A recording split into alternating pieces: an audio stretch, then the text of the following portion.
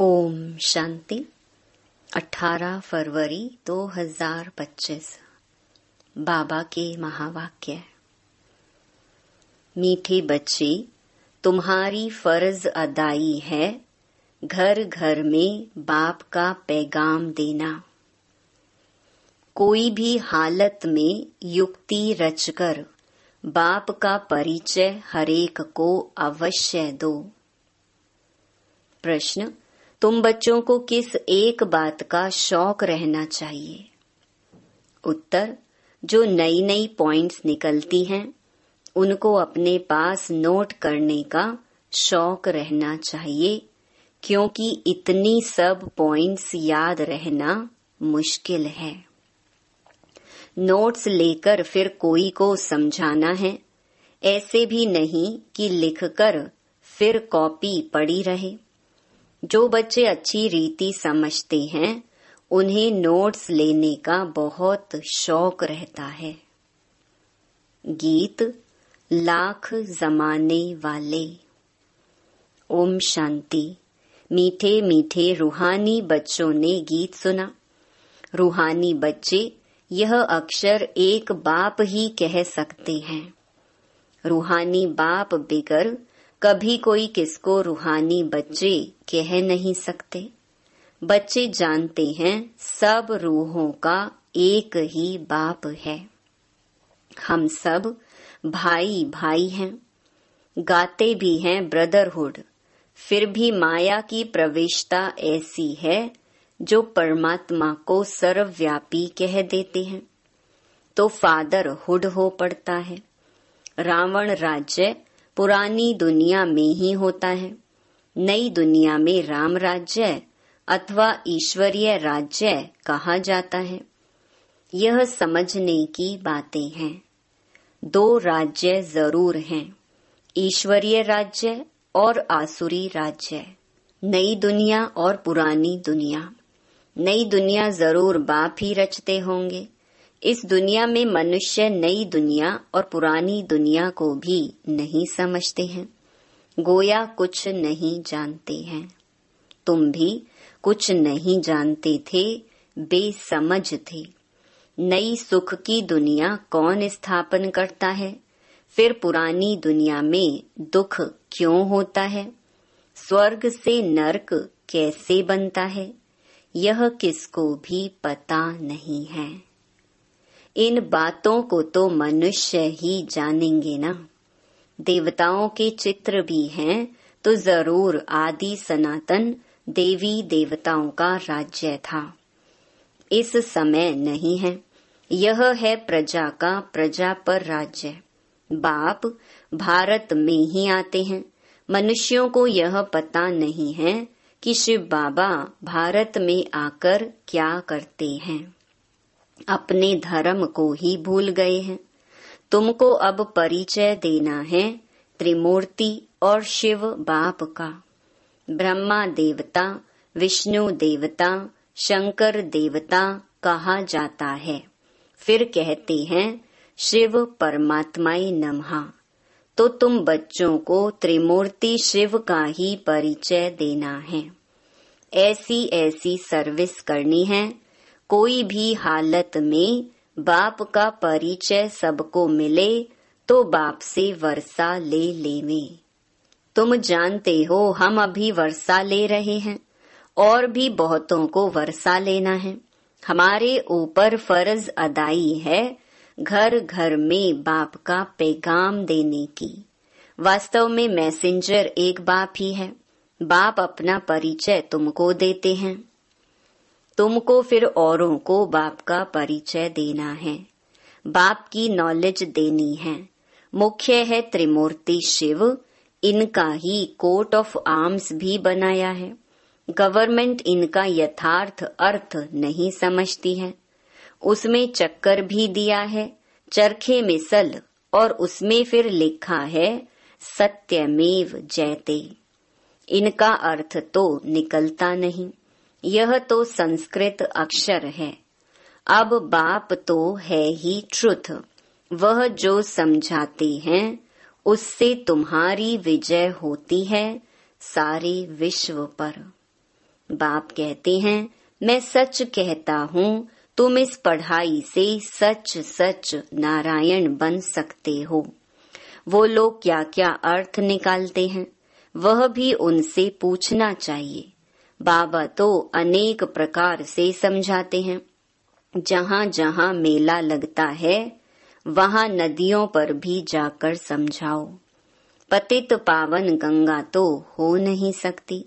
नदियाँ सागर से निकली हैं, वह है पानी का सागर।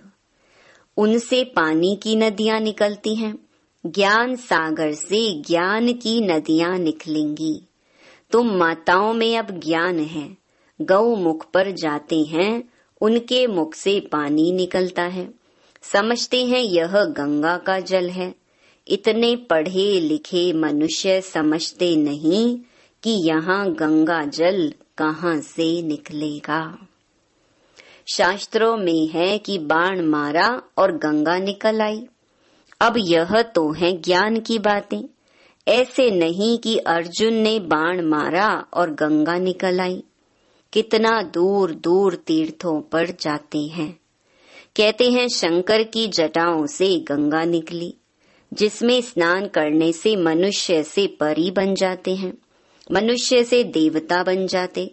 यह भी परी मिसल है ना। अब तुम बच्चों को बाप का ही परिचय देना है, इसीलिए बाबा ने यह चित्र बनवाए हैं। त्रिमूर्ति शिव के चित्र में सारी नॉलेज है।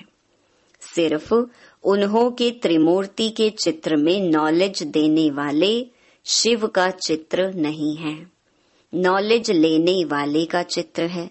अभी तुम त्रिमूर्ति शिव के चित्र पर समझाते हो, ऊपर है नॉलेज देने वाला। ब्रह्मा को उनसे नॉलेज मिलती है जो फिर फैलाते हैं। इसको कहा जाता है ईश्वर के धर्म के स्थापना की मशीनरी। यह देवी देवता धर्म बहुत सुख देने वाला है। तुम बच्चों को अपने सत्य धर्म की पहचान मिली है। तुम जानते हो हमको भगवान पढ़ाते हैं। तुम कितना खुश होते हो। बाप कहते हैं तुम बच्चों की खुशी का पारावार नहीं होना चाहिए, क्योंकि तुम्हें पढ़ाने वाला स्वयं भगवान है। भगवान तो निराकार शिव है, न कि श्री कृष्ण। बाप बैठ समझाते हैं सर्व का सद्गति दाता एक है। सद्गति सतयुग को कहा जाता है, दुर्गति कलयुग को कहा जाता है। नई दुनिया को नई, पुरानी को पुरानी ही कहेंगे। मनुष्य समझते हैं अभी दुनिया को पुराना होने में 40,000 वर्ष चाहिए। कितना मूंझ पड़े हैं। सिवाय बाप के इन बातों को कोई समझा न सके। बाबा कहते हैं मैं तुम बच्चों को राज्य भाग्य दे, बाकी सबको घर ले जाता हूँ। जो मेरी मत पर चलते हैं वह देवता बन जाते हैं। इन बातों को तुम बच्चे ही जानते हो, नया कोई क्या समझेगा। तुम मालियों का कर्तव्य है बगीचा लगाकर तैयार करना। बागवान तो डायरेक्शन देते हैं। ऐसे नहीं बाबा कोई नयों से मिलकर ज्ञान देगा। यह काम मालियों का है। समझो बाबा कलकत्ते में जाए तो बच्चे समझेंगे हम अपने ऑफिसर को, फलाने मित्र को बाबा के पास ले जाएं। बाबा कहेंगे वह तो समझेंगे कुछ भी नहीं। जैसे बुद्धू को सामने ले आकर बिठाएंगे, इसीलिए बाबा कहते हैं नए को कभी बाबा के सामने लेकर ना आओ। यह तो तुम मालियों का काम है, ना कि बागवान का। माली का काम है बगीचे को लगाना। बाप तो डायरेक्शन देते हैं ऐसे ऐसे करो। इसीलिए बाबा कभी नए से मिलता नहीं है। परंतु कहाँ मेहमान होकर घर में आते हैं तो कहते हैं दर्शन करें। आप हमको क्यों नहीं मिलने देते हो? शंकराचार्य आदि पास कितने जाते हैं। आजकल शंकराचार्य का बड़ा मर्तबा है, पढ़े लिखे हैं, फिर भी जन्म तो विकार से ही लेते हैं ना। ट्रस्टी लोग गद्दी पर कोई को भी बिठा देते हैं, सबकी मत अपनी अपनी है। बाप खुद आकर बच्चों को अपना परिचय देते हैं कि मैं कल्प कल्प इस पुराने तन में आता हूँ। यह भी अपने जन्मों को नहीं जानते हैं। शास्त्रों में तो कल्प की आयु ही लाखों वर्ष लगा दी है। मनुष्य तो इतने जन्म ले नहीं सकते हैं। फिर जानवर आदि की भी योनियां मिलाकर 84 लाख बना दी हैं। मनुष्य तो जो सुनते हैं सब सत सत करते रहते हैं। शास्त्रों में तो सब हैं भक्ति मार्ग की बातें। कलकत्ते में देवियों की बहुत शोभावान सुंदर मूर्तियां बनाते हैं, सजाते हैं, फिर उनको डुबो देते हैं। यह भी गुड़ियों की पूजा करने वाले बेबीज ही ठहरे, बिल्कुल इनोसेंट। तुम जानते हो यह है नर्क। स्वर्ग में तो अथाह सुख थे। अभी भी कोई मरता है तो कहते हैं फलाना स्वर्ग पधारा, तो जरूर कोई समय स्वर्ग था, अब नहीं है। नर्क के बाद फिर जरूर स्वर्ग आएगा। इन बातों को भी तुम जानते हो, मनुष्य तो रिंचक भी नहीं जानते। तो नया कोई बाबा के सामने बैठ क्या करेंगे? इसीलिए माली चाहिए जो पूरी परवरिश करे। यहाँ तो माली भी ढेर के ढेर चाहिए। मेडिकल कॉलेज में कोई नया जाकर बैठे तो समझेगा कुछ भी नहीं। यह नॉलेज भी है नई। बाप कहते हैं मैं आया हूँ सबको पावन बनाने। मुझे याद करो तो पावन बन जाएंगे। इस समय सब हैं तमो प्रधान आत्माएं, तब तो कह देते आत्मा सो परमात्मा, सब में परमात्मा है। तो बाप थोड़े ही बैठ ऐसों से माथा मारेगा। यह तो तुम मालियों का काम है, कांटों को फूल बनाना। तुम जानते हो भक्ति है रात, ज्ञान है दिन। गाया भी जाता है ब्रह्मा का दिन, ब्रह्मा की रात। प्रजापिता ब्रह्मा के तो जरूर बच्चे भी होंगे ना। कोई को इतना भी अक्ल नहीं जो पूछे कि इतने ब्रह्मा कुमार कुमारियां हैं, इनका ब्रह्मा कौन है? अरे प्रजापिता ब्रह्मा तो मशहूर है, उन द्वारा ही ब्राह्मण धर्म स्थापन होता है। कहते भी हैं ब्रह्मा देवताय नमः। बाप तुम बच्चों को ब्राह्मण बनाए फिर देवता बनाते हैं। जो नई नई पॉइंट्स निकलती हैं उनको अपने पास नोट करने का शौक बच्चों में रहना चाहिए। जो बच्चे अच्छी रीति समझते हैं उन्हें नोट्स लेने का बहुत शौक रहता है। नोट्स लेना अच्छा है क्योंकि इतनी सब पॉइंट्स याद रहना मुश्किल है। नोट्स लेकर फिर कोई को समझाना है। ऐसे नहीं कि लिखकर फिर कॉपी पड़ी रहे। नई नई पॉइंट्स मिलती रहती हैं तो पुरानी पॉइंट्स की कॉपियां पड़ी रहती हैं।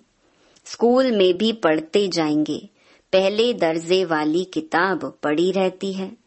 जब तुम समझाते हो तो पिछाड़ी में यह समझाओ कि मन मना भव। बाप को और सृष्टि चक्र को याद करो। मुख्य बात है माँ मेकम याद करो। इसको ही योग अग्नि कहा जाता है। भगवान है ज्ञान का सागर, मनुष्य है शास्त्रों का सागर। बाप कोई शास्त्र नहीं सुनाते हैं, वह भी शास्त्र सुनाए तो बाकी भगवान और मनुष्य में फर्क क्या रहा? बाप कहते हैं इन भक्ति मार्ग के शास्त्रों का सार मैं तुमको समझाता हूँ। वह मुरली बजाने वाले सर्प को पकड़ते हैं तो उसके दांत निकाल देते हैं। बाप भी विष पिलाना तुमसे छुड़ा देते हैं। इसी विष से ही मनुष्य पतित बने हैं। बाप कहते हैं इनको छोड़ो फिर भी छोड़ते नहीं हैं। बाप गोरा बनाते हैं, फिर भी गिरकर काला मुंह कर देते हैं। बाप आए हैं तुम बच्चों को ज्ञान चिता पर बिठाने। ज्ञान चिता पर बैठने से तुम विश्व के मालिक जगत जीत बन जाते हो। अच्छा, मीठे मीठे सिकिलधे बच्चों प्रति मात पिता बाप दादा का याद प्यार और गुड मॉर्निंग। रूहानी बाप की रूहानी बच्चों को नमस्ते। धारणा के लिए मुख्य सार। पहला, सदा खुशी रहे कि हम सत्य धर्म की स्थापना के निमित्त हैं। स्वयं भगवान हमें पढ़ाते हैं, हमारा देवी देवता धर्म बहुत सुख देने वाला है। दूसरा, माली बन कांटों को फूल बनाने की सेवा करनी है। पूरी परवरिश कर फिर बाप के सामने लाना है, मेहनत करनी है। वरदान, पुरानी देह और दुनिया को भूलने वाले बाप दादा के दिल तख्त नशीन भवा। संगम युगी श्रेष्ठ आत्माओं का स्थान है ही बाप दादा का दिल तख्त। ऐसा तख्त सारे कल्प में नहीं मिल सकता। विश्व के राज्य का व स्टेट के राज्य का तख्त तो मिलता रहेगा, लेकिन यह तख्त नहीं मिलेगा। यह इतना विशाल तख्त है जो चलो फिरो खाओ सो, लेकिन सदा तख्त नशीन रह सकते हो।